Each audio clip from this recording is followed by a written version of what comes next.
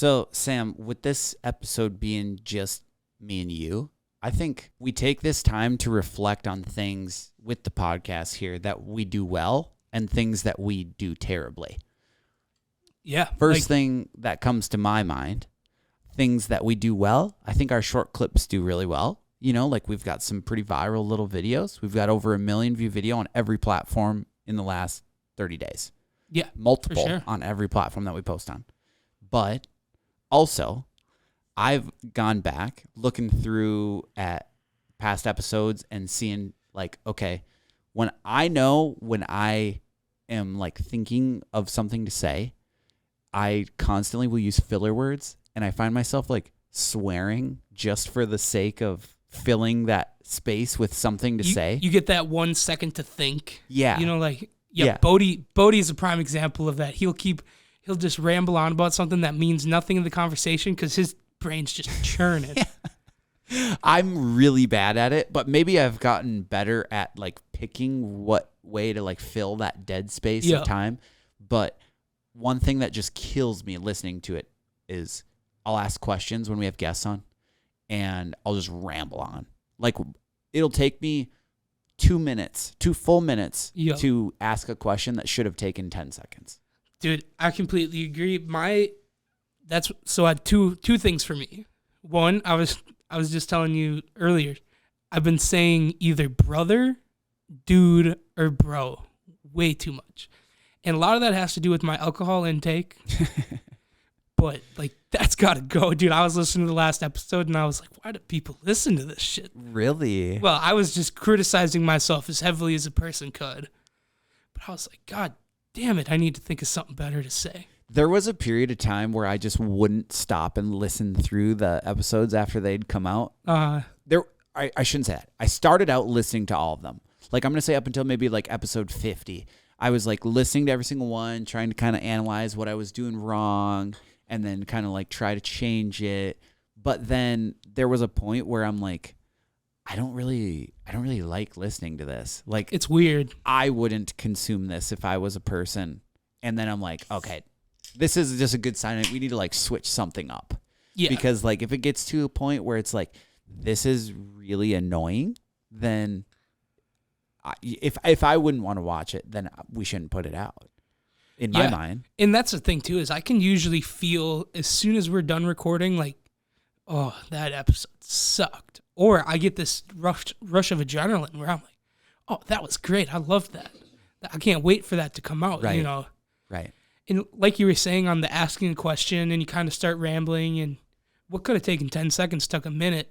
I completely agree with that. That was my number 2 thing is sometimes I feel like I haven't given enough information and everybody's looking at me and in my head I'm thinking, oh, what I said didn't make sense. And I try to elaborate a little bit more and then I just end up sounding like a dumbass. Yeah, I feel the exact same way. There was the first episode that we ever did with CPS Dave at the old studio. Oh, dude, the infamous clip of you. Oh my God. That shit cracks me up. Dude, I ask this question and I don't even remember how it went. It was just like me rambling, making no sense for like a solid 30 seconds.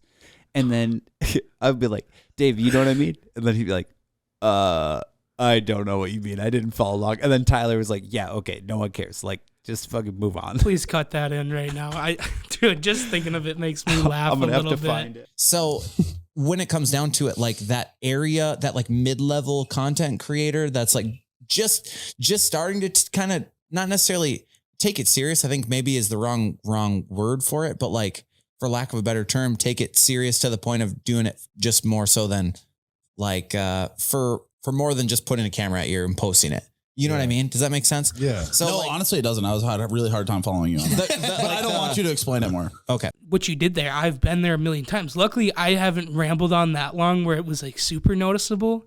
But exact mindset is I'm trying to elaborate more and more. And while I'm elaborating more, it makes it make less sense. And now I just sound like a dipshit. I feel the exact same way. And then you try to like cover up for it by like keeping on with it. Yeah. Like, hey, I do know what I'm talking about. But sometimes it just gets more and more confusing. And that's exactly what happened to me. I got stuck in this loop of like, I just need to talk my way through this. and it just did not work. Dude, I've found just cutting yourself off usually is better. Just stop. Give a last little insight and just hope to God someone rolls with it. That's one thing I've realized about Mitch is he bails me out a lot. You guys don't know that he's bailing me out, but I'll be going on about something that I'm not even sure where it's going to end myself on what I'm going to say. And all of a sudden Mitch will be like, oh, yup, and then say what he's going to say. I'm like, fuck, thank God, dude. I didn't know where that was going. You just saved my ass. Yeah, I definitely get caught in that same loop, and I feel like you save me on a lot of the blue-collar happy hours. When I'm, like, trying to think of something to say, it seems like right away, as soon as I, like, am drawing a blank, it's like you fire off a question, and then I just get right back into it. I'm like, oh, okay, yeah. It brings me to this. I never thought about this. Yeah, I feel like it definitely took a while for us to get a real, I don't know if I want to say a comedic or just an interview style chemistry, but like once it was there, I could definitely feel it. And it's weird how when you do something like this long enough with someone, how you can actually feel the chemistry. Oh, for sure. Because you can start to like think of, it's so funny because you think of chemistry like a man and a woman, but in reality, what it kind of boils down to is just like you just realizing how the other person thinks and kind of imagine what they'd be thinking right at that exact moment. Yeah. And then just like reading body language, whatever, to like figure out, okay, he doesn't have anything else after this. Like I'm going to insert another question here and just kind of wait for that opportunity. What do you think? I mean, you've been on this now for a whole year. Over half of the episodes. I actually did that math today. That's crazy. Because I looked at the number and I was like, holy shit, 137? That's insane. What number did you start on? Do you remember? Full-time, 68. Dude, that's crazy. That was the one right after CPS Dave, wasn't it? Yeah, because then I think Santa was 69. I was like, we wasted 69 on Santa. We should have Dave's episode as 69. Yeah, that was definitely a ball dropped there. So, yeah, that was terrible. But, no, you've been on it for a whole year. You've been on it for over half the episodes. What do you see as different, like your viewpoint on doing the podcast now for over a year? Like how you viewed it when you started versus how you view it now? Yeah, so I guess do you mean in context-wise or just in general? Dude, I feel like I just did the exact same thing I was talking about earlier where I just rambled on. That question could have been so much simpler. Yeah, so I'm just going to jump in from what I thought you said. So from what in the year that actually it's been way over a year now because I started in January of 2021 or 2022. Damn. So I would say in the time I've been a part of On Tap, things have changed a lot. But I was kind of already in the new wave of On Tap because when I first started, yes, we were getting a lot more drunk. We were taking shots throughout the episode, getting rowdy, breaking shit. But all I ever heard about is, dude, you should have been here a year ago. We would get way more fucked up. Shit would get crazy. We couldn't even release some episodes. Well, for some context here, the first episode you were ever on, we ended up actually passing out at the studio. Oh, dude, that shit was insane. Like you literally, I have a video of you falling asleep at the desk. I love this. So let's get into this a little bit.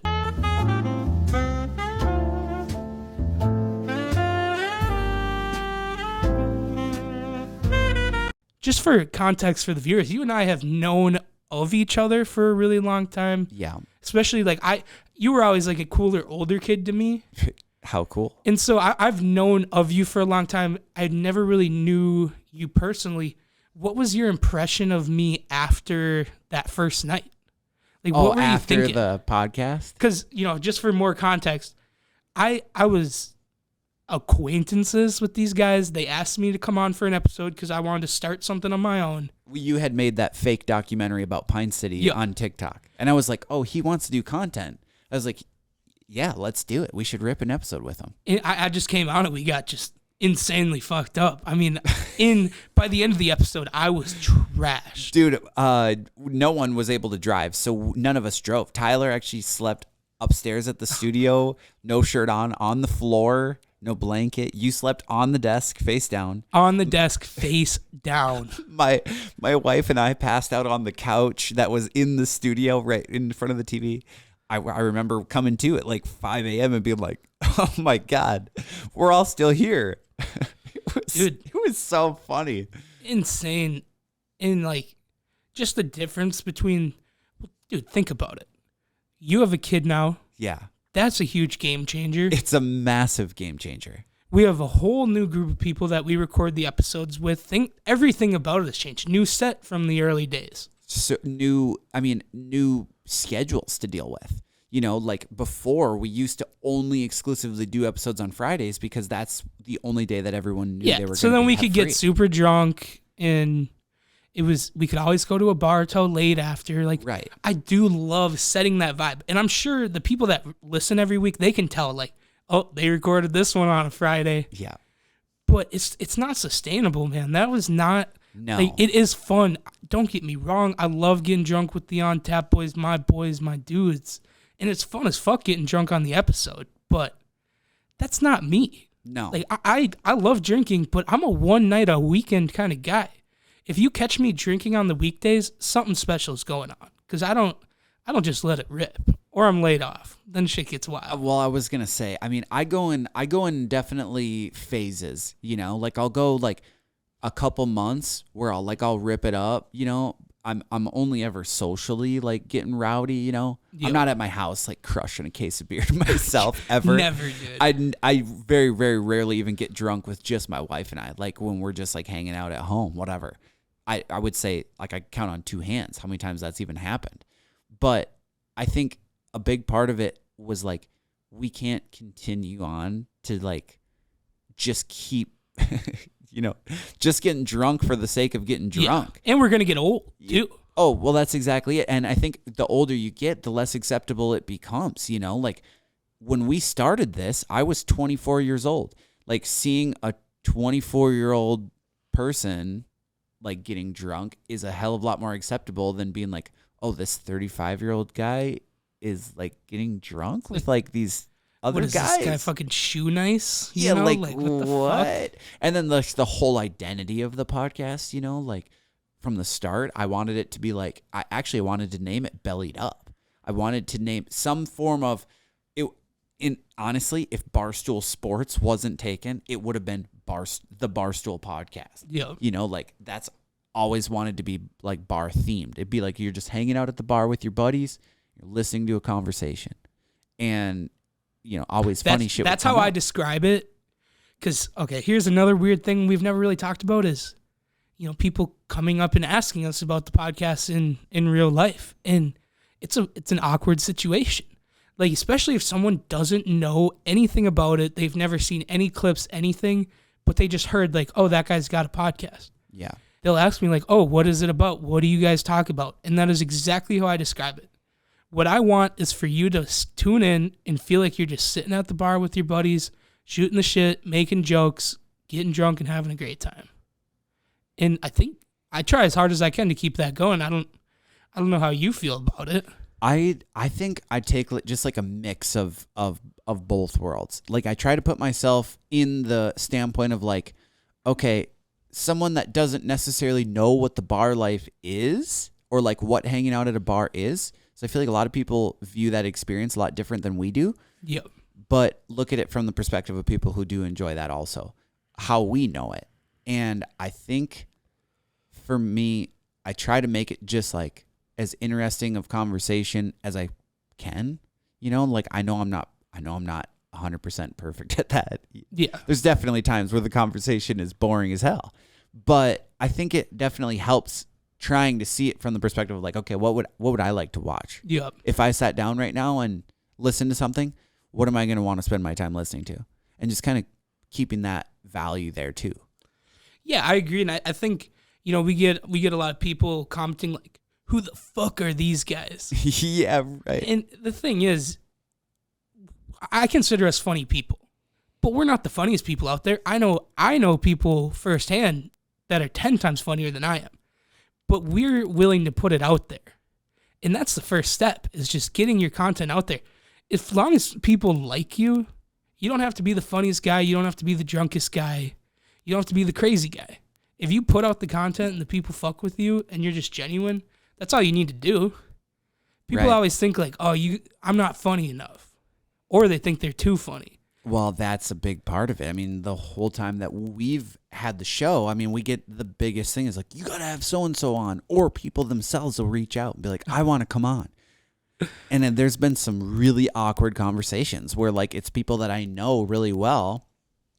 And I'll just think to myself, like, I know that you wouldn't really be that great. Not because you're not funny, but just like it's a different setting. It's like, it's not just sitting around in a garage bullshitting. Yep. There's way more to it. There's lights on you. There's cameras. A lot of times there's like 10 other people behind the cameras. No one knows that. Like a lot of times we're just like hanging out here with a bunch of friends. And there's been times where there's legit 10 people watching us record. And the people listening have no clue that that's going on. They might catch a laugh in the background or like something. Something's happening where like it makes sense for them to understand there's an audience here. But a lot of times you don't know that. And it's definitely different. You're standing in front of 10 other people and you're not talking to them, but you're also kind of involving them in the conversation.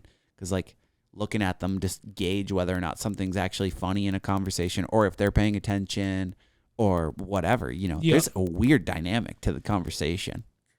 I will say there's nothing better than like, let's say we don't have anybody in the room, but we have TCAV in the back. If I hear him give a little cackle or a good laugh, that's when I'm like, yes, we're rolling. Yeah. Because I listen to a lot of podcasts where the producers always have a mic. And like I love when they laugh because that's when I'm laughing. I have someone to laugh with. Right. It makes it feel so much more genuine. Well, there's like a real science to it too. You know, like back in the day, these sitcoms, they would add laugh tracks because like psychologically, we're way more likely to laugh if someone else is laughing. Like we're like the thing in our brain that like makes us want to laugh or think things are funny is like really empathetic. Yeah. Like sympathetic with other people. It's like you hear someone else laugh and you're like way more predisposed to start laughing yourself.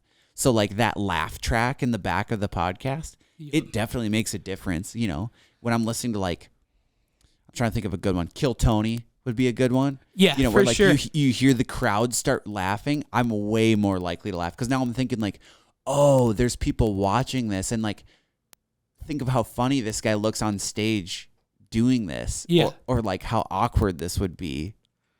Yeah, that's one thing. Like Tim Dillon, he's a one-man podcast, but he has his producer in the back that just cackle laughs anytime that Tim says anything moderately funny.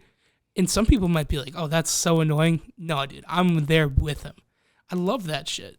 Yeah, it makes a huge difference for sure. And I think that's always what's fun about having like people behind the cameras while we're recording is like, you know, you get a lot of that like feedback right away. Like you don't have to wait for the episode to come out and hear that someone thought it was funny. And then you already kind of forgot what you talked about. And it's just like, you don't think the same about it. Whereas like if you say something that you're like trying to be funny and you see visually in front of you, someone's laughing, but then you hear them laughing and it's like, you get that affirmation. You're like, oh, okay, yeah, that was kind of funny. Dude, 100%. I think it has to do with, oh, dude, I called you dude. I got to quit doing that, dude. It's so annoying. But I don't even notice I definitely dude. Get what you're saying, dude.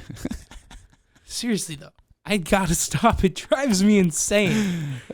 We should put one of them shot collars on you from the shot collar trivia that every time you say it. I think it'd be the best way for me to learn my lesson. Have TCAV like hit you with it in back or something. I think we got to put a shot collar on our own Mitch Tate. Oh yeah, that's dude. what I've coined Mitch with his new nickname Mitch Tate because this man's wildin' is the best way for me to put it. I'm gonna put him on blast because I hope. I'm not even going to say anything to him. I want to hear if he listens or not because I want him to be ready to go for the next episode because, dude, we got to keep our guys in check. What's the deal here with Mitch, man? So basically, just to give you a rundown, a little recap, in a couple episodes ago, I think it was episode 137, Mitch was talking about how he refuses to let his girlfriend or significant other like pump her own gas, change her brakes, change her oil. Like even if she knows how to do that, she's not doing basically that. Help with the quote unquote man shit. Right. And also he talked about how he this is the thing that bothers me about Mitch is he never stands by what he originally said because he claims he originally said that I do not like my girlfriend going out with her friends, which you hear that and you're thinking, what the fuck? Who is this dude? What are we in the 1950s? Are you going to slap your wife because she burnt dinner? Like, dude. He's listening to this in his car being like, are you kidding me? I can't wait. The group chat's going to be popping, bro. But seriously, Mitch, get your morals in line, brother. I get it. I get that you like being the big dog. I respect it, actually. But the way he presents his thoughts is not the way to go about it. Because he makes himself sound like a sexist motherfucking... Basically like he grew up in the 60s. That's how I put it. It's like fucking... I wish I could listen to him or watch him as he's listening to this for the first time, because this has been a recurring theme since that episode aired, is that like we give him shit for this and he gets fired up. Dude, the women are outraged. The women listeners, they will have no part in this. they want him gone. And hey, I want Mitch here. Mitch is my boy. I love the man. I've known him for years. He's just got to lay off the sexism. The man's wild like, with it. I'm not coming anymore. No, I honestly, I think Mitch was like a great addition to the podcast. He started on in November because that was the first time December, I would say. About December. I think the first Blue Collar Happy Hour aired in November, and that was the first one that we had on was him, right? Jed Johns. Oh, yeah, you're right. Okay, but he was the second one. He was the second one. So he's OG for the Blue Collar Happy Hours. Yeah. Now, speaking of Blue Collar Happy Hours, the last episode, Sam had put out a thing on our Instagram story, Snapchat story, talking about how we're doing a Q&A. This episode, it's just Sam and I. A little bare bones episode. So, Sam, you have a bunch of Q&A questions for you and I to answer. Yes. Do you have one first prepared off, before we do this, I just want to preface to Mitch that, Mitch, you are not a sexist. Just get your shit in check, brother. All right. You got to rephrase it. Your head's in the right spot. I gotta save a little face with him. I don't want him to punch me when he walks in the studio next. You know, sometimes you just gotta keep the boy in check. Sam, I just want to clarify and just let you know, Mitch, that Sam told me, he's like, we got to replace him, and I was like, we can't. He's too good on here. Fuck you, bro. I fought for you to stay on the podcast, so just so you know. Sam, hit us with our first Q&A. All right. This one's for both of us. Where would you like to see On Tap in 5 years? So what I get from that is what is our plans? Where would we like to see us grow in the 5-year gap? That's a loaded ass question, because if you had asked me that year one, I would have thought we'd have been way bigger than what we are right now at year 3. Yeah, I mean, I have no idea. And the problem is, when it comes to the social media game, is I felt like over the last year that I was part of it, I felt like we hadn't grown at all. Or we haven't grown. We haven't grown up. All right, either way. I felt like that we hadn't grown at all. Right. But then I looked back and we had over doubled on every single platform. Yeah. And so it's hard for me to really comprehend where we could be in 5 years. One thing that was really weird for me when we started getting these clips that do over 1 million views, I'm thinking in my head, I'm like, oh, this is badass. Like, this is the peak of where we can get. This is sweet. What's the next level? And then you get another one like that, and then you get another one like that, and all of a sudden your baseline is now different. Oh, for sure. Your expectations of how you think a clip is going to perform starts getting lower and lower and lower. Or I'm sorry, your expectations are higher, but your baseline is like lower and lower and lower. And so like I was just listening to this podcast where they were talking about how this famous YouTuber had started a new channel. We were just talking about this earlier. Famous YouTuber started a new channel, and he's like, I was getting really down on myself when I would get 100,000 views only on an episode or on a vlog or whatever. Yep. And he was like, that's crazy, because now think in your head, like putting 100,000 people in a stadium standing around you and looking around and thinking to yourself, well, it's too bad no one showed up. You know, like imagine thinking Seriously, that that's a though. low number, like it's so easy to get caught up in this, in the analytics, that like you really start to lose your idea of like why you're doing it. And you kind of got to circle back a little bit. Yeah. I mean, I even remember a time where we would hit over 10K views on a TikTok. And that was a big deal. Yeah. That TikTok went to 20K views. We're like, holy fuck, we made it, brother.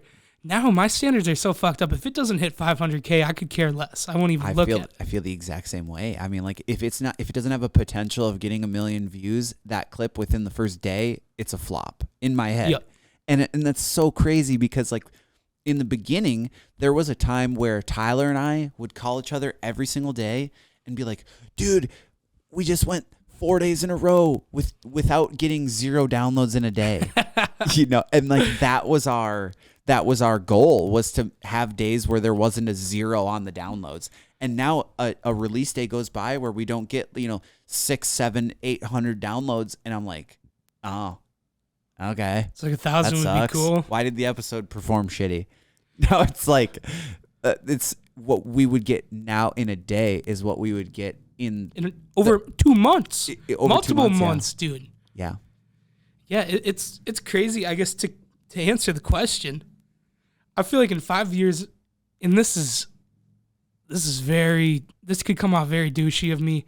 I feel like in 5 years, either we're just going to be working our normal jobs with maybe a family, for you for sure, for me maybe. I might have a family. I don't know. Or who knows? We could have our own fucking fantasy factory in 5 years. We could. Yeah. Everything could be different. I could be Would be driving a ideal. Rolls Royce. Instead of my shitty fucking Impala parked out there, I could have a Rolls Royce out there. I don't know. Yeah. So I feel like in that 5 years, within the next 5 years, we're gonna know whether it's worth keeping going for, Viable. or we're just gonna go live our normal lives. Honestly, I mean, I'm gonna be straight up. If it's not like a lucrative thing and we can't like live off of it within the next year, I'll be very disappointed. I mean, I feel like we've reached a point now where we have such good traction going up, made a lot of really cool friends in just like the entertainment industry, and I think we have all the tools I guess that we can really do some cool shit with. Yeah, you do know we're going in the right direction too. When, like you said, we have friends that they are full-time content, and if they're our friends, I mean, if we keep associating with them, eventually we'll get to that point, hopefully. Right. And so, Well, it's not even Yeah. like using, but like hang around other people and just like innately being like the Mr. Beast effect, they call it. Yeah. Or like anyone that's involved in Mr. Beast video, like obviously they're just automatically going to get a shit ton of views, like not like to that effect, just the fact of being around people who do it and just like picking their brain, like, hey, how do you reach out to brands to like do brand deals? Or how do you word this stuff? Or like, what platforms are you posting on? How are you formatting them? How long is the clips? How are you editing this? Where are you sharing this at a certain time? Like, are you making a cover photo for it? Yeah. What colors are you using that work better? Just like things like that, I think is the most underrated part of like collaborating with a lot of other people. Like, I was just watching this interview with Tyler, the Creator, talking about how he found Rex Orange County, like the singer. He said he stumbled across his YouTube video, came up on his YouTube recommended, 6 views on a video. That's insane. 6 views. And Tyler, the Creator, saw it and was like, holy shit. Like, this is really good music. Wow, dude, So- that shit just inspired me right now. Seriously. So, like, that was pretty much this video, was like an inspirational thing. Basically, like, talk about how you never know who's watching. Like, God damn. how you do one thing is how you do everything, brother. See, this topic, it always makes me think of, it's like a TED Talk. It's this old dude. He's bald, short, and he gets really intense about topics. And one thing he talks about is, if you hang out with 3 losers, you're going to be a loser. Yeah. If you hang out with 3 millionaires every day, you will eventually be a millionaire. I love that those guys are always yelling, too. Always yell. They gotta Always get the yell. attention. Yeah, right. And that's so true, though, dude, because You're I right. have been in certain points in my life where I associated with people that are quote-unquote losers, and I have been more of a loser. Right. Where I'm instead of doing my work, I'm smoking weed and getting drunk. It's just, I get very influenced by the people around me. when I'm around busy people that have a lot going on, Right. they're working really hard on their careers, it inspires me to like, oh, I got to step my shit up. I got to stick with the big dogs. Yeah. And that shit really hits home with me. I will say that's one of my favorite parts about doing these blue collar happy hours is like, this is a setting where we can literally just sit down with like the people in our life, in our hometown here, that we can just like sit down and talk with and be like, how did you do this? Yeah. You know, without it being awkward. Cause it's things weird. I've wondered forever. Like, so, we just had Red on for Blue Collar Hat. Yeah. Red is somebody I worked for when I was 17, 18 years old. He's somebody I always looked up to for years, just, being a local businessman. I've always wanted to own a business my whole life. And just to be able to sit down and ask him questions I've always wondered, it's a great feeling. I know exactly what you're saying. Yeah. When I was asking him, I was like, thinking in my head, like, what keeps the bait shop running? Yep. I remember thinking in my head, like, these are real legit questions that I would not just ask for this. Like, really, that I'm wondering. Like, I always wondered if you're selling a minnow for like 40 cents. Yeah. How are you paying bills? Because that's a tough question to bring up just in conversation. Yeah, Like, exactly. hey, tell me how much money you make to keep this business going. Well, think of like the low percentage of people that actually even care to answer that, but then how much lower it is to catch them at a right time where they're okay with explaining that. Yeah. You come up to me at the bar and I'm with my friends and you start grilling me about how we started On Tap. Okay, that's a little bit different. Because I do genuinely like talking about On Tap. Yeah. But like if you just start grilling me about How much money do you guys make? Yeah, the business How many brand aspect of deals? it. And it's like I don't want to talk about that right now, let alone in this setting. And then like also how you're asking me, like this is weird. Weird as fuck. I don't like that. So I guess that's kind of a good way to go into the topic of like how we make our money. I mean, like as a podcast here, we don't just monetize the views. Like we deal with like brand deals and whatnot. For example, Twisted Bitch, the American Legion, when we were doing a deal with the American Legion and we did a karaoke event there, there's all these different ways that we try to like make a little bit off of in order to like run the entire thing. People don't understand what it costs also to run this. We got a website that we host. We got multiple domains that we pay for to point people to the website. We pay for advertising. We pay for subscriptions for, Adobe Creative Cloud. We got to edit this thing. Even just for our time. Like I know it's technically labor. Right. We're not doing any labor. I come here every week for fun. But at the end of the day, we're giving up most of our Fridays. Right now it's a Wednesday night. I have my wisdom teeth. They're being pulled at 7 a.m. tomorrow morning. Right. And I'm here.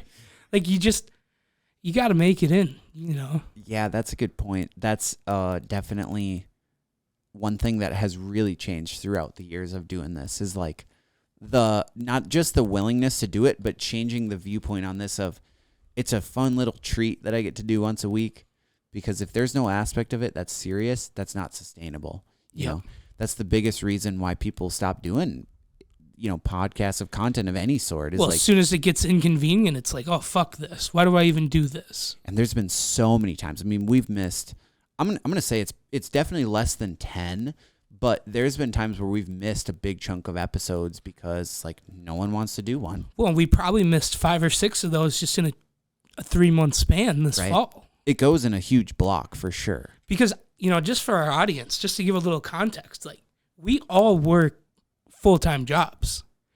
And last fall, shit was getting a little wild around here. We were kind of fighting with each other. Tyler left in November, and he did not leave because we were fighting with each other. He left for his own personal reasons, but I'm sure it didn't help. Right. Because the fun went away from it. It was more like, fuck, I got to be there on Friday to record this episode. Yeah. And it's a weird feeling when you don't enjoy it anymore. And then when Tyler left, Kody and I just kind of sat down like, holy shit, where do we go with this? What's going to happen? And that, when I thought it was going to be gone for a second, that's when I found my love for it again. That's when I was like, holy shit, the thought of not coming here on Fridays to do this is just a horrible feeling. I hated it. And I think from that moment on, we kind of, like you said, we took it more in a serious route too. And we we doubled down, started 2 episodes a week, and it's paid off. We've over doubled our following in the last couple months. Yeah. Yeah. The Blue Collar Happy Hour, starting to do that was our way to pivot, like after Tyler left, because there was kind of a weird identity crisis that we went through where it was like, okay, oh shit, like now what are we? Like, well, and Tyler's the fucking man. Yeah, like he kills it. Like he's the guy. He's the character. Like, I was telling you forever when I first came in, I'm like, dude, he's the golden ticket, bro. Everything he says, it's just viral. Like I couldn't believe it. So that was the biggest hit I could have imagined.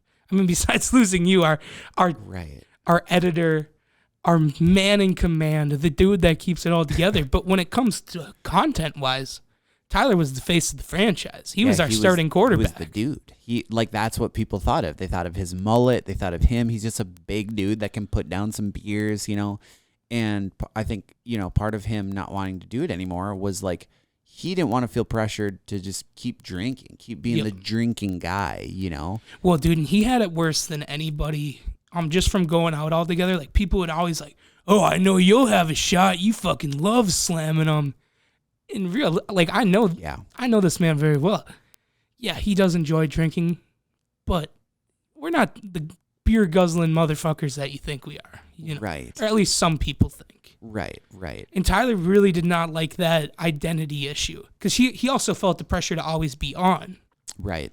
Especially for someone like me that can relate with him with just mental illness and depression and anxiety. Like sometimes I'm just can't be on. I physically cannot be on. I go in public looking like shit, praying to God nobody talks to me. Like, I'm just not having that day. And for him, you know, he felt that pressure all the time wherever he went. And, like, it's stressful, for sure. For simplest of terms. It's stressful just kind of being that dude. Right. What do you think is, like, how do you get your headspace in the mindset of, like, getting ready to come on and do it? Or just doing anything in general that you don't want to do. So how do you amp yourself up to do it? I'm a big talk to myself guy.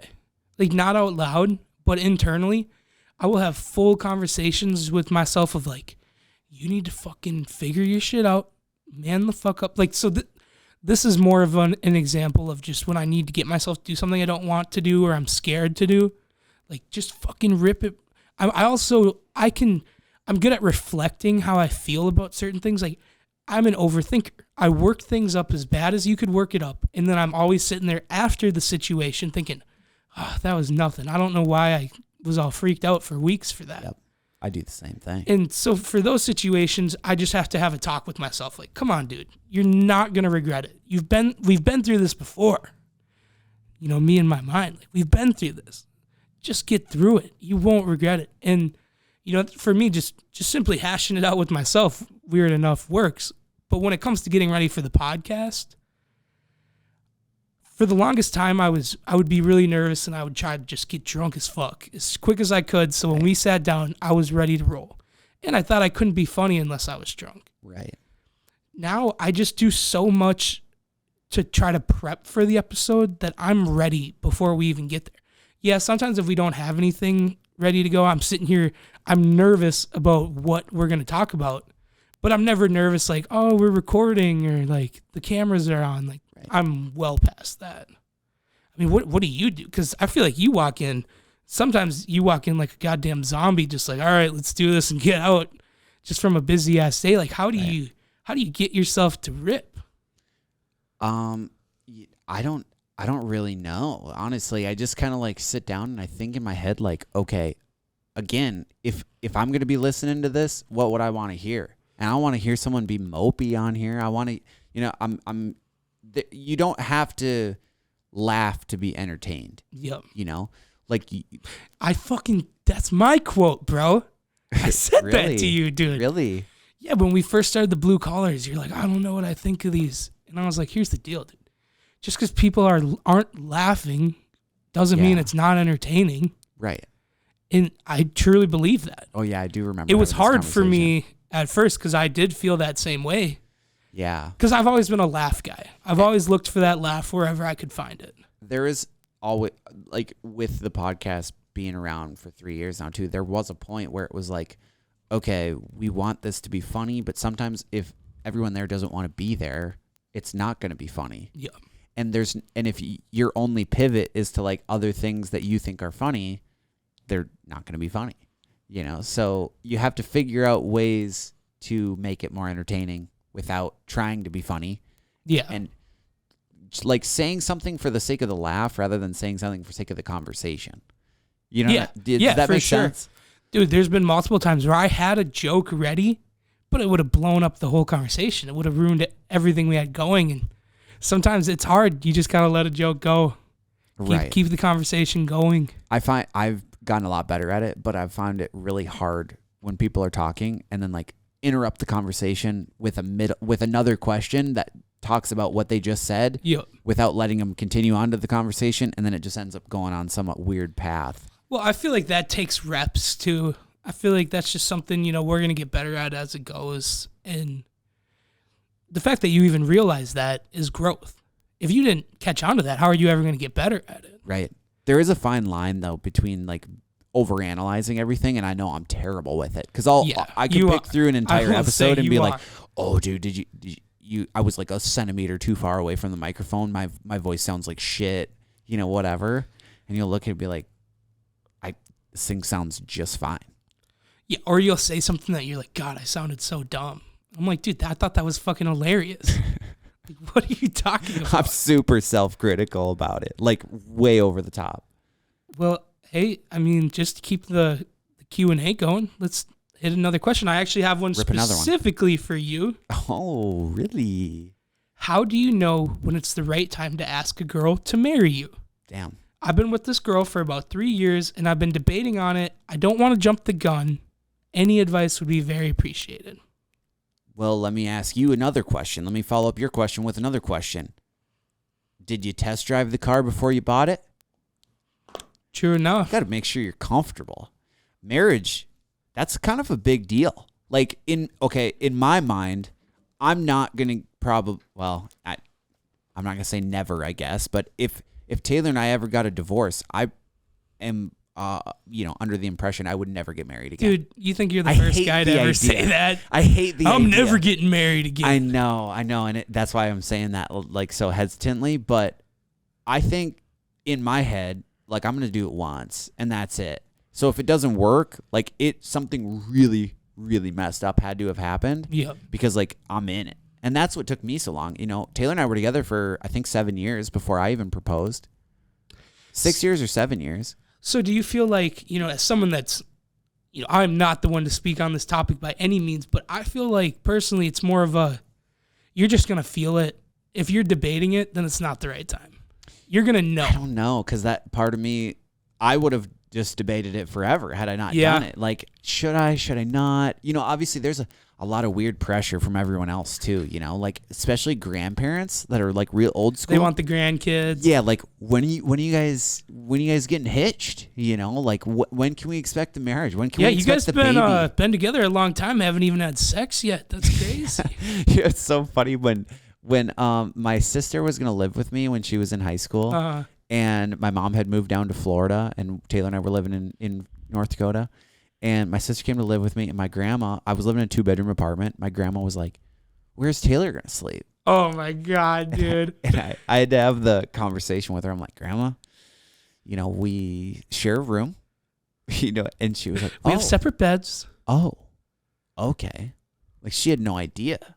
So, like just the whole crazy concept. The whole idea of marriage was just totally different, but for me now, it's like, I want to make sure that I know this person, that I trust this person. So what pushed you? What clicked? Where you were like, because you did it on a trip at Florida, right? You were in Florida, down at my grandpa's. What was it? Where you're like, all right, I'm doing it. Like what got you to go in and buy that ring? That's what I need to know. Yeah, I know the exact moment. When I got a job working at You Betcha, I remember telling Taylor and being like, "Hey, I got this job offer. And it's a really cool opportunity." She's like, "Yeah." And I was like, "It's with You Betcha?" She's like, "No way. That's fucking awesome." And then I'm like, "But I need to move to Fargo." And she's like, what? Like, we need to move 4 hours away for you to take this job? Are you kidding me? Like, no. Well, and just for more context, didn't you just move back from Fargo too? From Grand Forks, a different city in North Dakota. So you had just moved back to your hometown. We just moved back, and this would have been like 8 months goes by. Oh my God. And I'm like, oh yeah, by the way, I want to move to Fargo, and I want to sell our house because we're not going to ever live here again. So we like got up, moved, sold our house. She was finishing nursing school, so she stayed back in Pine City for another 6 months. And I moved up to Fargo right away. And I had just lived on my buddy's floor for a month. And then I moved to someone else's apartment for a couple months. Then I finally got my own apartment. Because the apartment that I was going in was not available right away. And so what made me like really consider like, okay, yeah, I want to be with this girl for the rest of my life was like when she moved up there and then we're talking about like making plans for the rest of our life. Like, are we going to buy a house here? That was my plan, was buy a house in Fargo. I just wanted an apartment first to figure out what area I wanted to live in. Yeah. And I remember like it not working out with You Betcha. And I remember being like, I think I just want to do my own thing. Like, this is a great opportunity and I love everyone I work with, but like, I just think I'm not a good employee. I would much rather just build my own thing. Yeah. If I'm going to do the exact same thing, I would just rather do it for myself. And I remember that conversation with her. It was 2 separate occasions. Mm-hmm. I remember I was sitting at the apartment, and she had just moved there. She'd only been there 2 months. I remember being like, hey, what do you think about us moving back home? And she was like, fucker. You're joking. And I was like, no, I think I want to move home. Like, I think I want to just do on tap. I think I want to just hit that. She's like, you're kidding me. There's no way. We kind of left it at that. And then I brought it up like a week later, and she's like, all right, obviously there's something to this. You got her thinking about it first. She had a week. It helped because all of our friends were having kids at the time. Dalton and Abby were pregnant. Tucker was pregnant. It was just like... Shit, Tucker was pregnant? Tucker was pregnant with twins. Holy fuck. So I was like, okay, makes sense. If we're going to start a family, like we're going to be closer to our friends, whatever. So yeah. And then I realized, I was like, holy shit, like she's willing to like move all over the country. She obviously loves you, like, quit her job, finish up her career. Granted, she was just coming out of college, so it wasn't like she had this thing set in place forever, but still the fact that she was able to like be willing to be so fluid about it. Yeah. I was like, okay. Well, like, moving obviously fucking sucks. Oh, it's terrible. And it's we did like the worst thing to do. Like 4 times within that year span, because I moved up to Fargo, moved to my friend's apartment where I was on the floor, moved to my friend's apartment where I was in a room, moved to our apartment, and then moved back to her parents, and then moved from her parents into a new house, all within 12 months. And we got married, Jesus and Christ. We got pregnant, and we had a baby. Bro, your life is wild. And it was just like thing after thing. Oh, and we built a new house. And so it was like thing after thing after thing after thing after thing.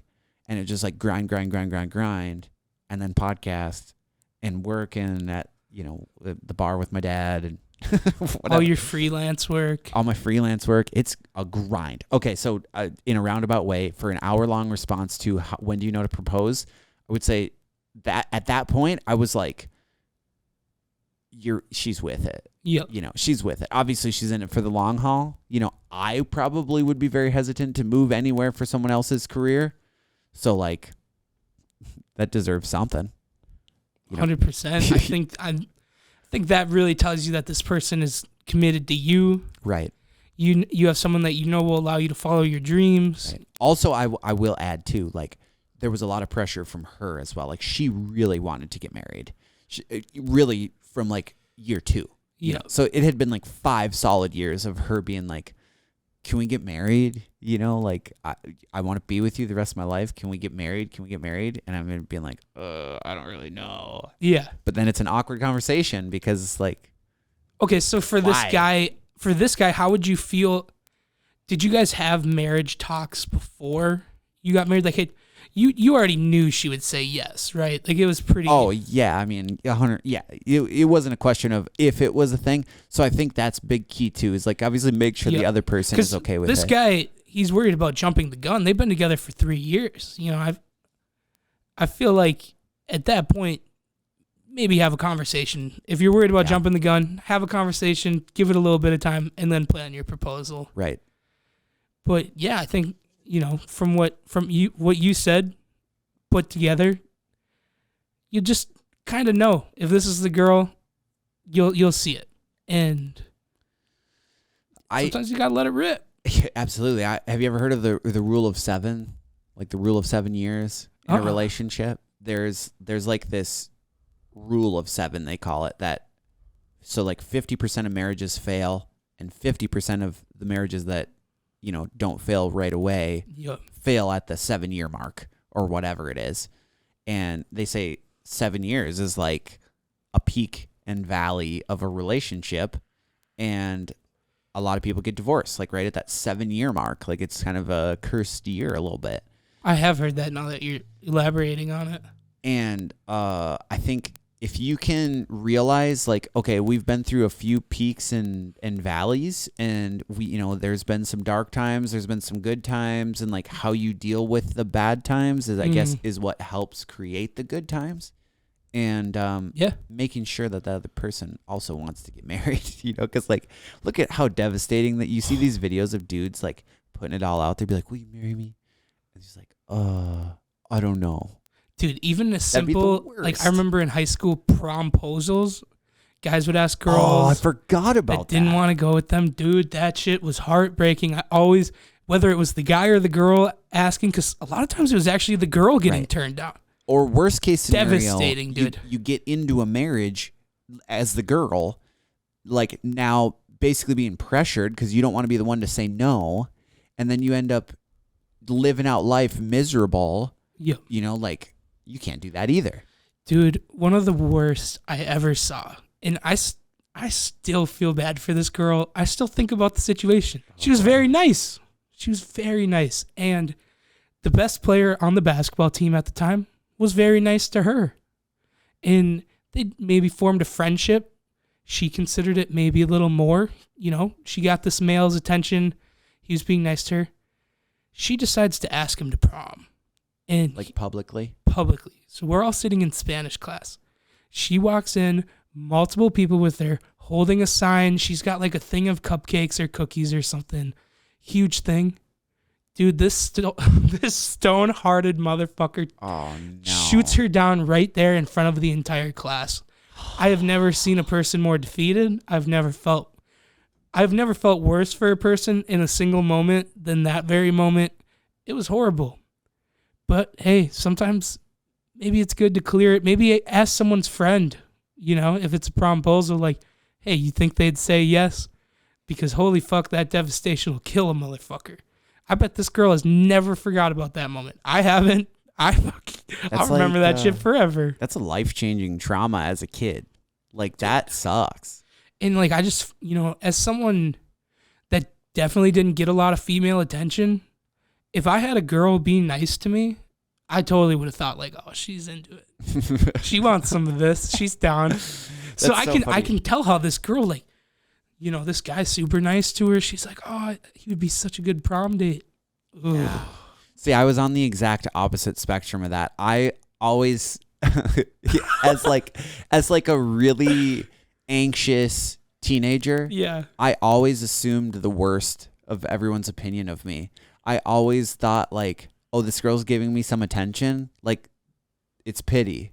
Like she feels bad. She just feels bad for me. She feels bad. Like, I'm a fucking loser. I've been there too. I definitely know how that goes. Yeah. So it's like, it works both sides for sure. But I could see it being very traumatic. Like, you put it all out there. Dude, that's like everything as a kid. Oh, fuck. Dude. Promposal. At least say yes and then talk after. Just be like, hey, that was so sweet of you. We're not going to prom together. In private. So, to answer, super long answer to the question. When should you propose? When you know the time is right. 100%. When you think they think the time is right. That's it. That's our Dr. Phil hour for you.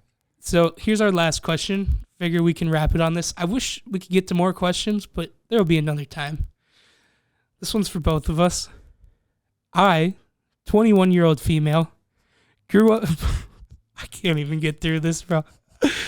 Grew up being taught basic things my dad thought I'd need to know when I was older. Long story short, my dad taught me how to change my oil, and now the guy I like says he won't date a girl that knows how to do that. What should I do? What should you do, Sam?